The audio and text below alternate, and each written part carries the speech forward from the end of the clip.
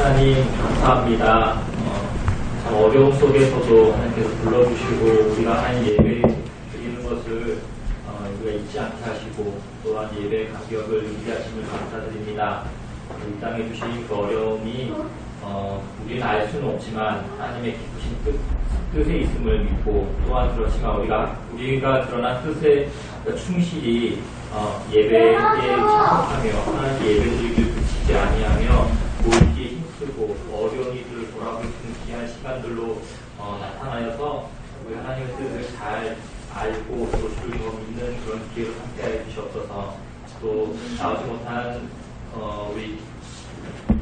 우리 회원들 또 기억하게 하시고 우리가 서로의 다름과 또 부족함과 또 어린 모습들을 우리가 서로 받고 그것을 정죄하고 판단하는 것이 아니라 우리가 더욱더 세워가며 또 이해하며 또 하나님 앞에 서로 또 구원을 이루기에 교회를 주신 그 목적에 합당하게 받아줄 수 있는 귀한 또 시간들 되게 도와주십시오.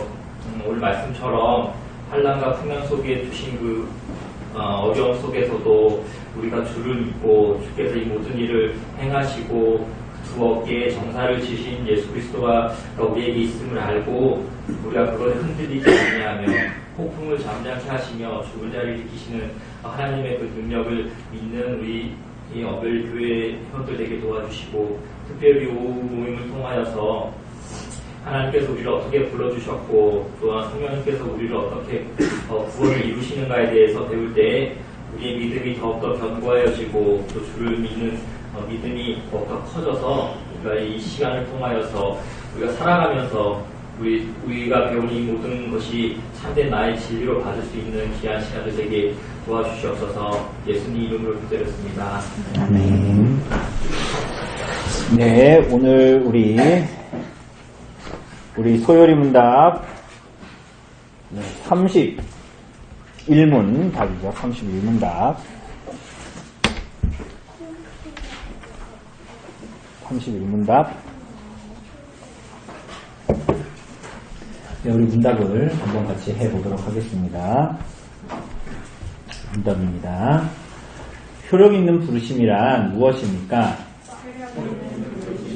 하나님의 성령이 역사하며 이 역사에 의해 성령께서는 우리에게 우리의 죄와 비참함을 깨닫게 하고 우리의 마음을 그리스도를 아는 지식으로 알게 하시고 또한 우리의 의지를 새롭게 하셔서 예배를 편집하시고 복음에서 우리에게 값없이 증명되는 예수 그리스도를 들으도록 하십니다. 여기 보면 우리가 예수 그리스도의 구속의 적용을 보고 있습니다. 성령이 하시는 일, 성령론, 그리고 이제 우리 입장에서 보면 구원론이라고 이제 볼 수가 있는데 거기서 우리가 효력 있는 부르심에 대해서 얘기합니다. 이제부터 나타나는 모든 이 성령의 이 사역의 그 적용들을 보면 전부 다 오늘 우리가 본 대로 하나님의 성령의 역사다. 이게 반복됩니다. 이 모든 것들은 구원은 여러분을 하나님께서 어느 시점에 구원을 하시고 나서 그 다음부터 여러분이 무언가를 행하는 게 아니라는 얘기를 계속하는 겁니다.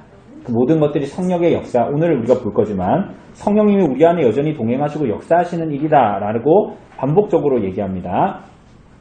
자, 이 효과적인 부르심은 내적 부르심이라고 합니다. 내적 부르심.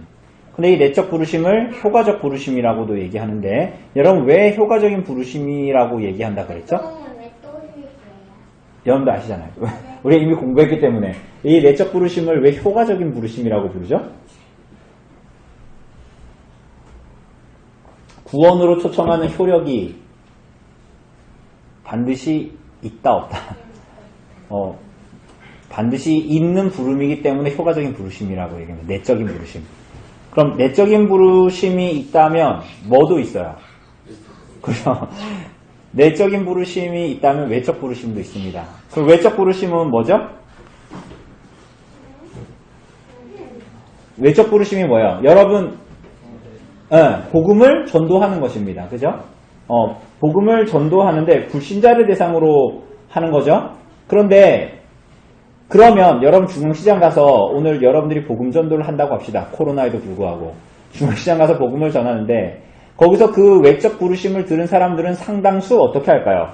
그것을 거부하는 사람들이 많겠죠.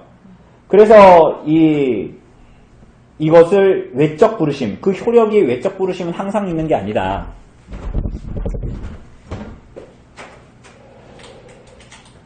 그래서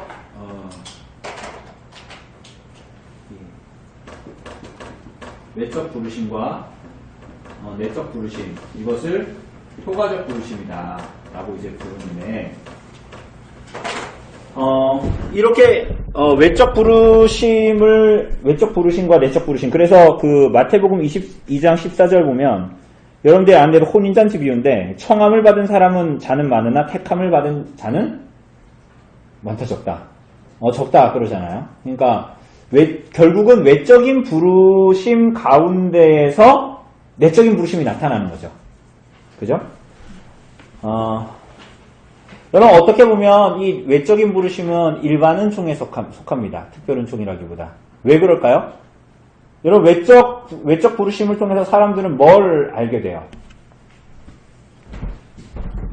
뭐를 알게 돼요? 외적 부르심을 통해서 사람들은 뭘 알게 돼요? 여러분들이 중앙시장 가서 오늘 나가서 복음을 전하면 이 사람들은 뭘 알게 됩니까? 나가서 여러분 뭘 전할 겁니까?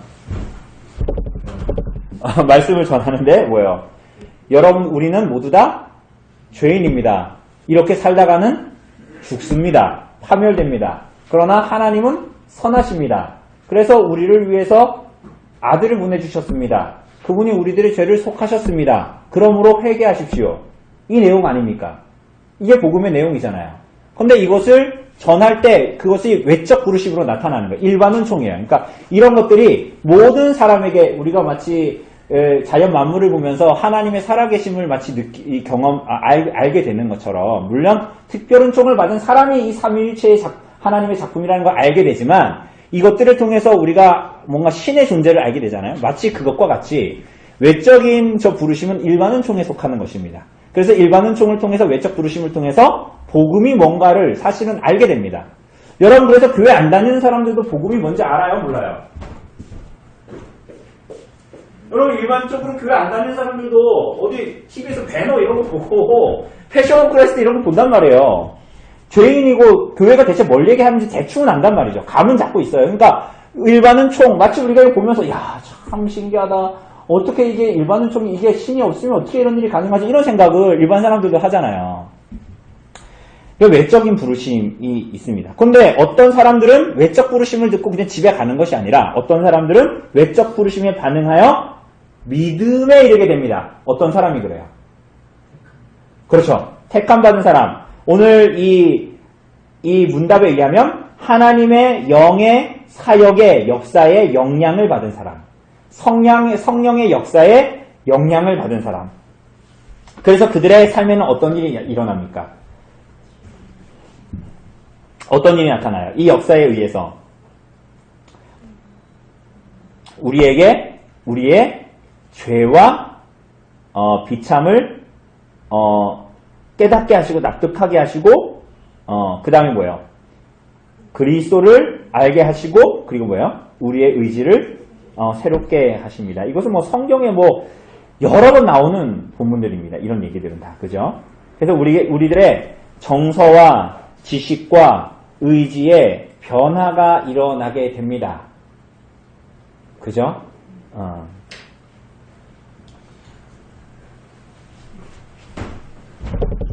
근데 사람들은 요거를 이렇게 나누기도 합니다.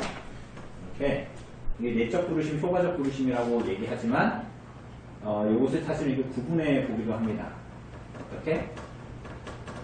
중생하고 효과적인 부르심이라고 이걸 또 두 개로 나누기도 합니다. 그런데 이걸 왜 두 개로 나누냐? 이거는 내적으로 일어나는 것이고 우리들 신령 속에서, 그리고 이것은 그 내적으로 일어난 변화에 대한 외적인 어떤 증거들, 표시들이라고 보기도 합니다. 그러니까 여러분 우리가 성령의 사역으로 말미암아서 중생한 사람이 그를 지배하고 있던 성향이 바뀌지 않습니까? 니고데모에게 말한 것처럼 거듭나야, 이 거듭는다라는 것은 우리가 육체적으로 거듭난다는 게 아니라 착한 일을 해서 루터처럼 무릎으로 막 계단을 올라가고 고행을 해서 우리들이 거듭나는 게 아니잖아요. 성령의 역사로 우리들의 존재가 거듭나고 다시 나고 위로부터 나는 것이 중생입니다. 그죠? 그런데 그런 일이 발생이 되면 어떻게 돼요? 정서적으로는 죄와 비참, 내가 죄인이고 내가 비참한 가운데 있다는 것을 납득을 예전엔 안 했는데, 납득이 되지 않았는데, 납득이 되게 되죠. 그리고 지식적으로도 그리스도를 알게 됩니다. 그리고 우리들의 의지가 새롭게 되어서 이 우리 안에 있는 변화들이 외적으로 나타나게 됩니다. 증거로. 만약에 이 일이 없으면 사람들은 무슨 생각을 해요? 첫 번째로는 타락으로 인한 죄와 비참함에 대한 정서적인 납득이 없으면 무슨 생각을 해요? 사람들이. 일반적으로 우리들이 만나는 사람들이 이런 말 하잖아요. 나 나름 착하게 살았는데 내가 왜 죄인이야? 야, 나만큼만 살아봐. 교회 다니는 사람들 중에 이상한 짓 하는 사람 많지만 난 그래도 그 사람들 몰라도는 윤리 도덕적으로 살아. 야, 그리스도만 믿어야 한다니 너무 좀 편파적이고 너무 독선적인 거 아니야? 그리스도, 야, 등산에 저기 정점에 오르는데도 등산로가 얼마나 많은데 구원에 이르는 길이 예수밖에 없다고 니네 광신도들 아니야? 거듭나서 성령으로 말미암아 거듭나서 정서가 새롭게 되어지지 않으면 죄와 비참함을 이렇게 깨닫지 못하게 되는 것입니다. 두 번째로는 우리가 그리스도를 아는 지식 거듭나지 않으면 성경을 백날 읽어도 그리스도를 아는 지식은 생기지가 않게 됩니다. 그리고 만약에 성령으로 말미암아 우리들의 의지가 새롭게 되는 일이 없으면 우리가 심지어 믿는 사람들도 자꾸 이런 얘기하죠. 죄를 이겨보자. 율법을 지켜보자. 힘내자. 이게 되면 우리들 예수가 우리를 위해서 죽으시지 않으셨죠. 그러니까 우리가 거듭나는 자들만 성령으로 말미암아 우리들의 의지가 새로워지게 됩니다. 그래서 다시 한번 말씀드리지만 이 중생은 거듭난 우리들의 새로운 생명이 성령에 의해서 심겨지는 것. 그래가지고 그 생명에 의해서 사람의 생명이 새로워지는 것. 그런데 이것은 우리가 사실은 의식하지 못할 때에 일어날 때가 굉장히 많습니다. 의식하지 못하는 순간에 우리 안에 일어납니다. 그러니까 여러분 언제 구원받았습니까? 언제 구원받았어요? 딱 잡아 말할 수 없잖아요. 구원받으면 언제 몇 시에 구원받았는지 그걸 알아야지 구원받는다고 얘기하는데 왜냐하면 이 성령의 사역을 우리가 감지할 수 없기 때문에 니고데모에게 말씀하신 것처럼 그런데 언제 중생했는지를 몰라. 성령께서 그 생명을 틔워주셨어요. 그래서 바람이 임으로 불면 어디로 와서 어디로 가는지 알지 못하는 것은 성령의 사역이 우리 안에 그렇게 나타나는데 그 성령의 사역이 중생의 사역이 우리 안에 나타나서 성향이 바뀌면 그것은 반드시 외부적으로 변화가 감지돼요. 그래서 변화된 성향을 스스로 인식할 뿐만이 아니라 말과 행동과 삶을 통해서 밖으로 표현되는 것. 그게 뭐예요? 저기 아래에 있는 그 효과적인 부르심이다. 라고 이제 얘기하기도 합니다. 그러니까 이 내적 부르심을 굳이 이렇게 두 개로 내밀한 것과 외부적인 것을 또 구별한 거예요. 그 하위로 구별해서 저렇게 이제 합니다. 자, 그러면 중생을 통해서 말씀으로 새 생명이 일어나고 택자들의 지배적인 성향, 원래 우리를 지배하고 있던 그 성향들이 바뀐단 말이죠. 그죠? 그래서 그 성향이 의식적으로 이제 외부적으로 표현이 됩니다. 그런데 어떤 방식으로 그렇게 됩니까? 어떤 방식으로? 아까도 얘기한 대로, 여기 보면, 우리들의 의지를, 죄와 비참함을 깨닫고, 우리의 마음을 그리스도를 아는 지식으로 알게 하고, 우리의 의지를 새롭게 하셔서, 그래서 어떻게 돼요? 우리를 어떻게 하신대요? 설득하신대요. 우리들의 내면이 지정의가 바뀌었잖아요. 성향이 바뀌었죠. 그런데 그 뒤바뀐 지정의에 호소하는 도덕적인 설득의 방식으로 바뀝니다. 오늘 여러분들 여기 와 있잖아요. 예배당에. 그런데 하나님이 악다구니로 멱살 잡아가지고 내가 싫은데 여기 와 있는 사람 없죠? 그게 이상하잖아요. 왜냐하면 여러분은 원래 이런 사람들이 아닌데 그런데 오늘 이 자리에 와 있긴 와 있는데 이게 그런데 억지로 와 있는 건 아니거든요. 그러니까 이게 뭐냐면 거듭난 자가 복음으로 말미암아 복음의 말씀이 주어지면 성령으로 설득되어서 그리스도를 받아들이게 됩니다. 그래서 원하지 않는데 그리스도를 믿게 되는 것이 기회요, 아니에요? 아니잖아요.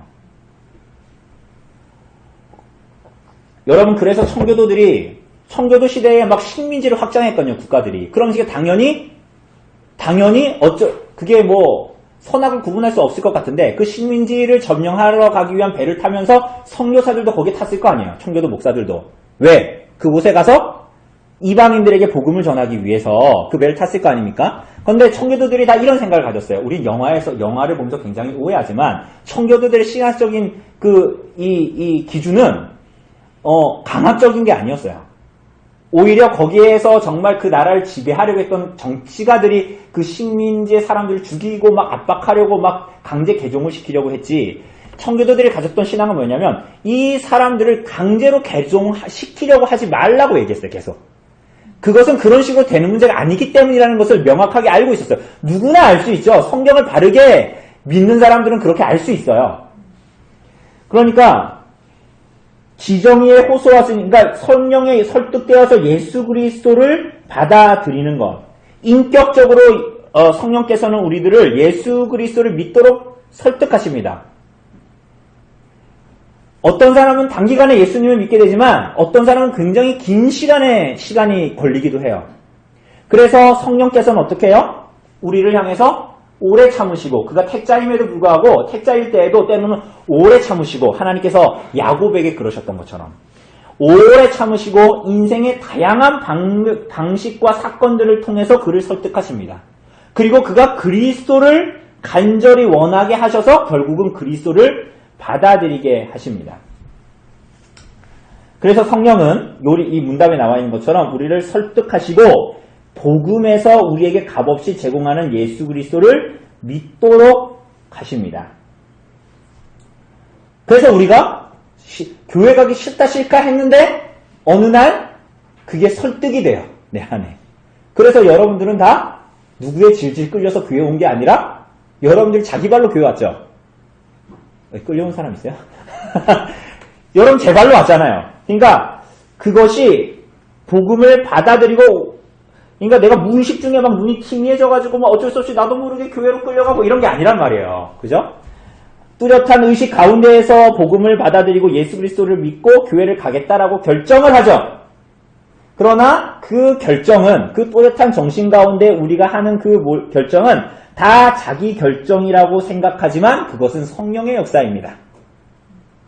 우리도 의식하지 못한 사이에 외적인 부르심과 중생을 통해서 이 부르심의 사역들을 성령께서 우리 안에 수행하시는 것입니다.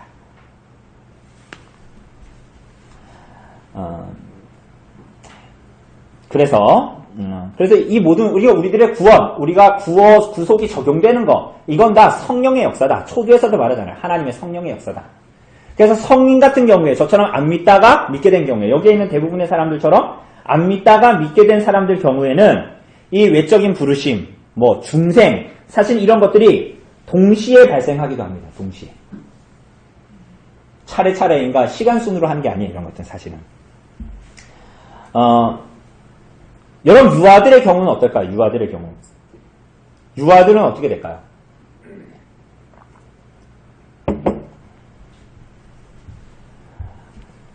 저 아이들은 교회밥 좀 먹어야지 신앙이 생길까요?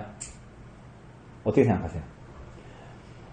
교회밥 좀 먹어야지 신앙이 생길까요? 여러분, 유아들의 경우에는 복음을 외적으로 듣지 않아도 이미 중생이 마음속에 심겨져 있기도 합니다. 이런 거 좀 이상해야 돼요. 그게 가능한가? 그런데 다시 한번 얘기하지만 이 효과적인 부르심은 전적으로 성령의 사역입니다. 여러분, 하나님의 언약의 가정에서 태어난 아이가 뱃속에서 죽건 태어나서 죽건 그 아이가 자기 지각을 가지고 14세, 15세가 됐을 때 자기 신앙으로 복음을 고백하지 않았던 아이들이 죽었다고 합시다. 그럼 이 아이들은 어떻게 될까요? 이 아이들은 어떻게 될까요? 그러니까 이 아이들은 하나님께서 언약 백성에게 주신 택자다라고 우리는 받는 거야. 그래서 유아들의 경우에는 외적인 부르심이 없을 때라도 이미 중생이 마음속에 심겨져 있기도 합니다. 어떤 사람들은 모태신앙, 여기에는 모태신앙이 많지 않죠? 근데 모태신앙의 경우 외적인 부르심을 받기 전에 중생한 사람들도 있습니다.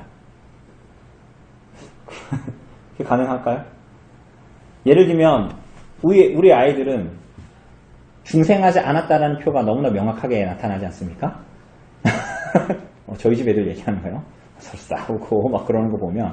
근데 이 아이들이, 어떤 아이들은 막 이 뜨거운 신앙, 막 내가 막 살다가 예수님을 정말 알고 믿게 돼가지고 구원 얻은 막 그런 뜨거운 그런 신앙이 없어도 그 가까이서 지켜보는 부모를 통해서 어떤 면에서는 그 아이가 중생한 자라는 증거가 나타나기도 합니다. 제 말이 이해가 되십니까? 그러니까 중생한 자라는 증거, 그가 그리스도를 알고 그의 죄와 비참함을 깨닫고 내가 죄인이라는 깨닫고, 우리가 아까 여기 책이 없네요. 아까 그 아이들의 회심 이야기 거기에 보면 이 아이들이 막 외적인 부르심을 완전히, 거기에 보면 막 2살짜리, 3살짜리 이런 애들 나오거든요. 근데 그 아이들이 고백을 하는 걸 보면 이상한 고백을 해요. 예수님에 대한 고백을 막 하거든요. 지금으로서 우리가 잘 좀 이해가 안 가지만, 그죠? 근데 그게 막 교회밥을 많이 먹어가지고 장로님들의 기도를 많이 듣고 설교자의 설교를 되게 많이 들어가지고 이 아이들이 그것을 읊는다기보다는, 이 아이들은 어떤 면으로 보면 그 아이들을 하나님께서 택하신 아이들이기 때문에 그것이 중생으로 너무나 자연스럽게 이어져서 중생의 증거들로 나타나는 거예요. 뭐예요?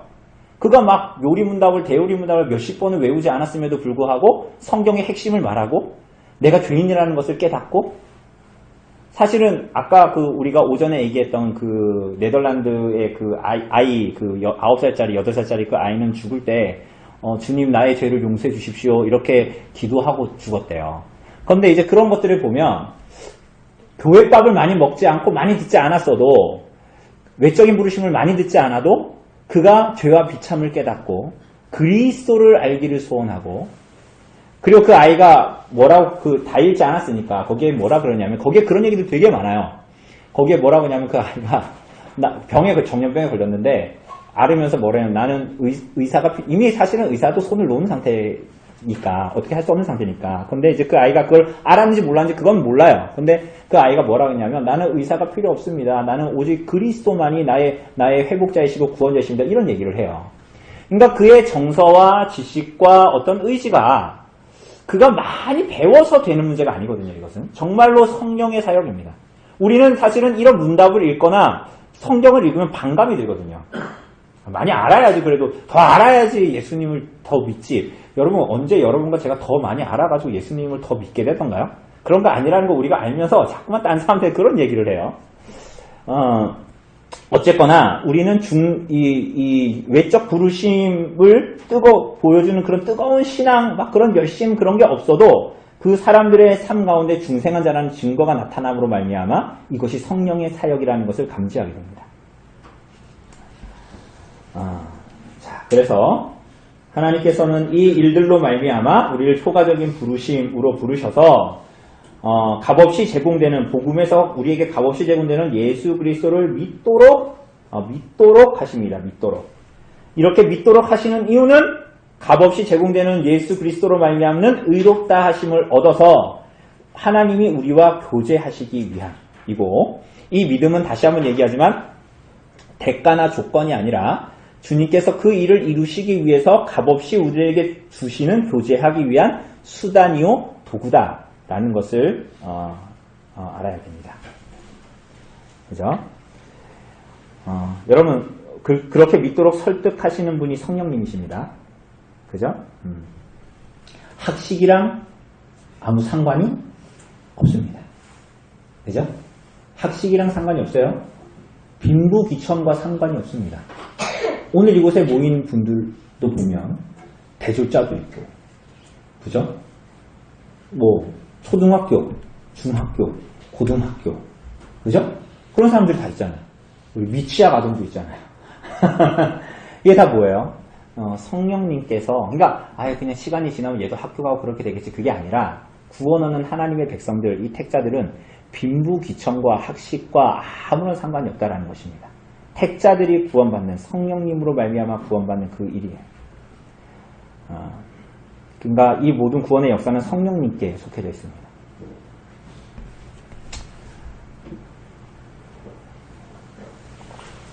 여러분 그렇게 생각하세요, 정말로? 여러분 제가 교회 다니고 나서 제 친척 동생이 요즘엔 잘 못 만나지만 사촌 동생 둘을 전도했습니다. 제가 교회 다니고 나서 얼마 안 돼서. 근데 그 아이들에게 제가 뭐라고 전도했는지 아세요? 뭐라고 전도할게요? 지금 생각해보면 말도 안 돼. 협박이야. 너 지옥 간다. 딴 얘기도 아니야. 너 이렇게 죽으면 너 지옥 간다. 그때나 지금이나 협박하는 저의 성향은 약간 비슷한 것 같은데, 너 이러다 아파트 4층인데 그 집이, 너 이렇게 계단 떨어지다가 네가 죽을 줄 어떻게 알아? 너 죽으면 지옥 간다니까? 그 친구들 중학교 고등학교 때인데 그렇게 교회 다녔어요. 저희 어머니 아버지한테 제가 옛날에 전도했을 때는 성교 한국에 갔다 와서 마음이 뜨거워져서 그 일주일 동안 거기서 그렇게 힘들게 지내다가 와서 샤워하고 나서 어머니 아버지를 앞에 앉히고 복음을 막 설명했어요. 외적 부르심이죠. 그걸 막 하고 나서 어머니 아버지 믿든지 말든지 마음대로 하십시오. 난 전했습니다 하고 집에 방에 들어갔어요. 이게 말이 됩니까? 웃기죠? 여러분 우리 가운데 여기에 우리 언별리교에 나온 분들 중에 처음부터 완전히 정말 성경적인 신앙을 시작하신 분들은 아마 없을 겁니다. 대부분 굉장히 기복신앙적이나 그런 그런 기복신앙을 가진 목사나 그런 목회 안에서 여러분들 신앙을 시작했을 확률이 매우 큽니다. 그런데 그게 지옥에 대한 겁박이든 그게 뭐든 굉장히 어설픈 그 일을 통해서 우리가 교회의 발을 딛기 시작했는데, 구원하시는 하나님이 그 사람들을 정말 시작은 정말 말도 안 되는 그렇게 시작을 했는데 하나님께서 그 택자들을 반드시 바른 길로 인도하십니다. 여러분들을 보세요. 저를 보시고 자기의 지금까지 신앙의 여정을 보세요. 이단 비스무리한 거에 빠질 수도 있었고 무슨 저 밖에 있는 신앙에 빠질 만한 거리도 굉장히 많았음에도 불구하고 하나님께서 우리들을 인도해 주셨잖아요.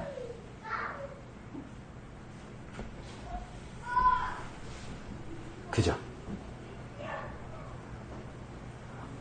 우리 이번 주 직책자 모임 할 때 우리 종민 형제 레스토랑 가서 밥 먹었는데 거기 여사장님을 만나가지고 여사장님이 막 이렇게 또 예리자매도 알고 그러니까 이렇게 맛있는 걸 이렇게 우리한테 많이 주셨거든요. 샐러드랑 너무 맛있게 너무 배불러가지고 남겼는데 그분이 저한테 그런 말씀했어요. 우리 예리 하나님의 하자도 모르는 애였다. 그런 얘기 저한테 하시더라고요.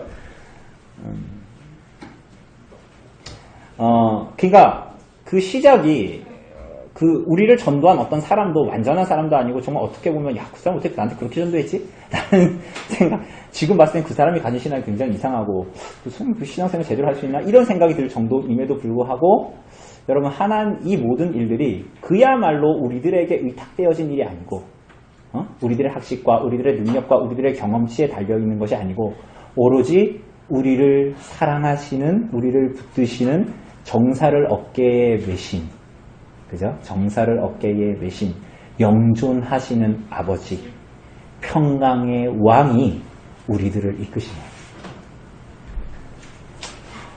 두려워하지 마시고 그래서 두려워하지 마시고 우리가 하나님 안에 있다라는 것에 만족하고 그로 말미암아 신앙생활하는 것이 대단히 중요합니다. 마지막으로 그러므로 여러분 자신에게 있는 모든 소망과 신화를 내려놓으셔야 됩니다. 목사님 내가 그렇게 살아갈 것 같아요? 그렇게 살아갈 것 같아요. 우리는. 우리에게 소망과 신화를 두지 마십시오.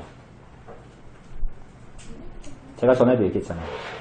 꼭 이제 조금 있으면 충계신방 하는데 꼭 충계신방 하고 나면 그 주일날에 예배에 안 오실 때가 많아요. 그 신방할 때는 막 은혜에 막 하나님을 이렇게 막 우리가 고백하고 그러다가 이제 그 주에 뭔가 이게 뭐예요?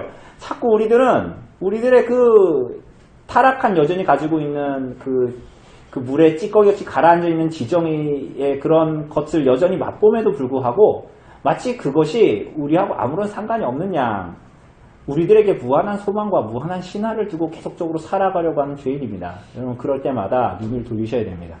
우리들의 신앙 여정을 잘 보셔야 됩니다. 어느 한순간도 우리에게 잇대어 있었다면 우리는 이곳에 있지 못합니다. 성령의 선물이고 성령의 사역입니다. 죽을 때까지 그렇습니다. 그래서 하나님께만 모든 영광을 돌려야 하는 것입니다. 이것은 개념이 아니고 좋은 말이 아니고 듣기에 좋은 말을 교회 설교단에서 하는 것이 아니라 진실입니다. 여러분과 저의 존재의 진실이기도 합니다. 여러분 마지막으로 고린도 전서 2장 4절에서 5절 보면 우리 설교 들었지만 이 본문으로 내 말과 내 전도함이 설득력 있는 지혜의 말로 하지 아니하고 다만 성령의 나타나심과 능력으로 하여 너희 믿음이 사람의 지혜에 있지 아니하고 다만 하나님의 능력에 있게 하려 하였노라. 이 말은 사람의 지혜가 아니라 내 말이 아니라 성령의 능력이 있다고 하자. 알겠지? 교회 다니는 얘들아? 가 아닙니다. 정말로 그렇다라는 말을 바울은 하는 거야. 정말로 우리는 지혜로 우리의 어떤 자랑으로 우리가 예수님 믿게 되었다라는 것이 아니라 정말로 성령의 능력으로만 우리가 이 자리에 와 있는 것이다 라는 것을 바울이 얘기한 거예요. 그렇다고 하자가 아닙니다. 그렇다고 하자 내가 좀 힘을 못했지만 하나님께 모든 영광 돌려야지 하나님께서 하셨다고 하자가 아닙니다. 실제로 하나님이 하셨습니다. 그게 바로 여러분과 제가 이 자리에 있게 된 성령의 사역, 효과적인 부르심, 오늘도 이어지고 있는 효과적인 부르심. 끊임없이 우리는 주님을 배반하고 나를 자랑하지만 주님께서 오늘도 신실하게 오래 참으심으로 언제 쳐들라나 하면서 우리들에게 베푸시는 하나님의 은혜의 손길이라는 것을 기억하셔야 됩니다.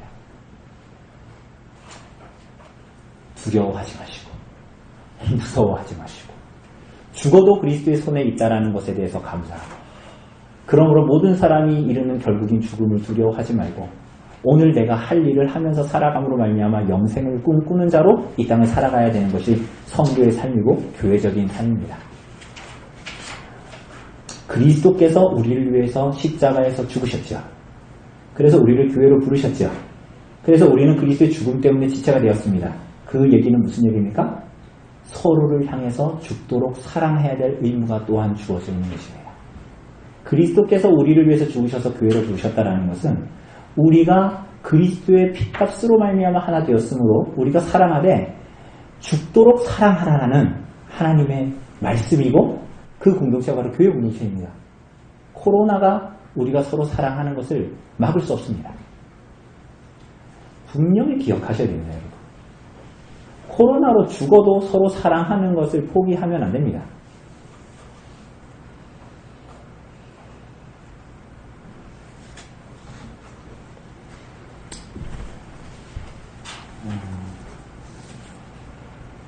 그것을 기억하십시오. 그런 마음이 없으면 예루살렘에 가뭄이 들었는데 안디옥에 있는 교회와 무슨 상관이야 이런 생각하는 거예요. 코로나는 전 지역에 다 전파되고 있는데 대구가 위급하다고 해서 강릉도 어떻게 될지 모르는데 마스크를 우리가 대구에 왜 줘? 이런 생각하는 거야.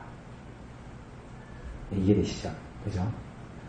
우리가 사랑 아래 죽도록 사랑하는 것은 우리들의 존재의 진실입니다. 만약에 우리가 맨날 그렇게 고백하다가 실제로 그런 일이 있을 때 우리들의 모습을 숨긴다면 우리는 지금까지 신앙을 소꿉장난처럼 하고 있는 거죠. 내가 기분 좋을 때는 어떤 사람한테 좋은 말하고 사랑한다고 얘기하다가 내가 기분이 틀어질 때는 내가 그 사람을 막대한다면 그것은 우리들의 신앙이 소꿉장난 같은 거잖아요. 진실이 아닌 거야. 그것은. 외적인 효과적인 부르심에 대한 증거가 안 나타나는 거죠. 우리가 어쨌거나 그것을 기억하고 우리가 그런 놀라운 부름에 부름받았다라는 사람들, 놀라운 복을 얻은 사람들이라는 것을 기억하고 이 땅을 살아가는 교회 성도로 그렇게 살아가시기를 바랍니다. 네.